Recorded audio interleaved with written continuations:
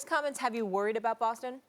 No, actually. Kyrie's comments is exactly what they need, and he's a championship player, and he can recognize they can't just show up and win. Look, I like Toronto by a hair over Boston this season. I mean by a hair. But Boston is the team which, on paper, if they're firing on all cylinders, makes you think they have the best chance to beat the Warriors. Mm-hmm. They have an absurd starting five. It's an absurd starting five. Everyone talks about the Boston bench. Given it's an excellent bench. That starting five is absurd. Who's the weak link?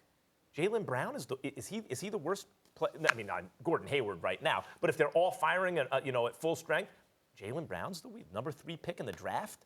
A wing who doesn't need the ball but knows what to do with it when he gets it, who can play on both sides of the floor. That's your weak link in the starting five. Jason Tatum, franchise player. Kyrie Irving, franchise player.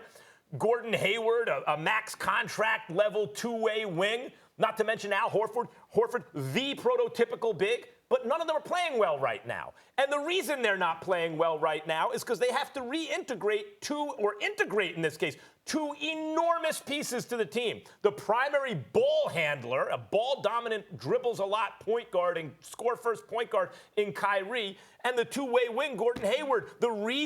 One of the main reasons Brown and Tatum got the minutes they did and developed to the extent they did was that Hayward wasn't there. One of the reasons that team shared the ball so well last year is they didn't have a dribble-a-lot, score-first point guard.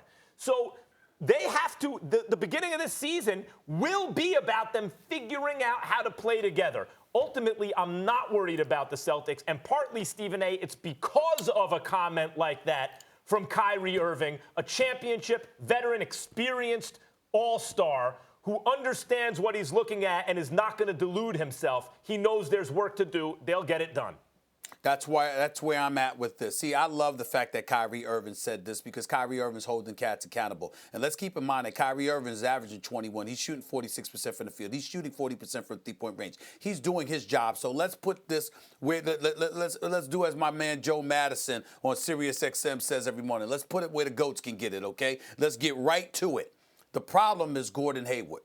Working him back into the mix. It ain't working Kyrie back into anything. That's not the problem here. Kyrie, as much as I love Terry Rozier, who should be starting for several teams in the NBA, he's that good. And Marcus Smart, who I'm happy got his money. We understand Kyrie is on another level. And Kyrie's going to do what Kyrie's doing. Kyrie, in terms of his mental approach to things, is the closest thing to Kobe Bryant. He just mirrors the person he idolizes, which is Kobe Bryant. You could see it the way he talks, just like we used to look at Kobe. He used to talk about he walks and talks and acts like MJ to such a degree. That's what you see in Kyrie Irving when it comes to Kobe. We understand it, and we understand that he's validated it because he's a champion. And it wasn't watching and spectating while LeBron James delivered the goods. It was helping LeBron James capture. Kyrie averaged 29 and 27 in those finals that he participated in with LeBron James. Make no mistake about it, he's that big time. So now that we understand that, what's the difference? The difference is that you've got a guy in Gordon Hayward that's under a minute's restrictions of 25 minutes per game. Why is this man starting? I have no problem with Gordon Hayward. I like Gordon Hayward a lot. And I think as he gets healthier and healthier, he'll be even better. But he's not there yet. So when I look at a Jaylen Brown or I look at a Jason Tatum, I expected more from them this year, but it's hard to get it from them when you're trying to re-ingratiate Gordon Hayward into the proceedings, who got hurt 5 minutes into his career as a Boston Celtic. So it's not like he played with them all season and then got hurt. He got hurt 5 minutes into his career as a Boston Celtic, which means that you're just learning to play with him. Not just that he got hurt, but it's also you never really played with him before he got hurt. And so as a result of that, that's a double whammy against the Boston Celtics. I think it's compromised Jason Tatum and Jaylen Brown to a lesser degree. And Brad Stevens has to figure this out. I believe he will because I believe in him. But I think that's what they're working with here. While you're on this topic, and I'm going to get to the real reason the Celtics should be worried, it's not because of anything internally with them, but while we're on the topic, Tatum's playing much more iso ball nowadays. He went and worked out with Kobe Bryant. Speaking of Kobe Bryant, I don't know if that was the best thing for him on this team. He's playing more iso ball, not as good as last year. Horford off to a very bad start. I mean, I like Horford a lot, but off to a bad start. And part of that may be because they have to reintegrate Gordon Hayward, who's ineffective. Everything comes down to Hayward. And by the way, also Kyrie is going to hold the ball longer. It's going to stick with him more than it did last year, so there's less ball movement. I'm not putting that on Kyrie.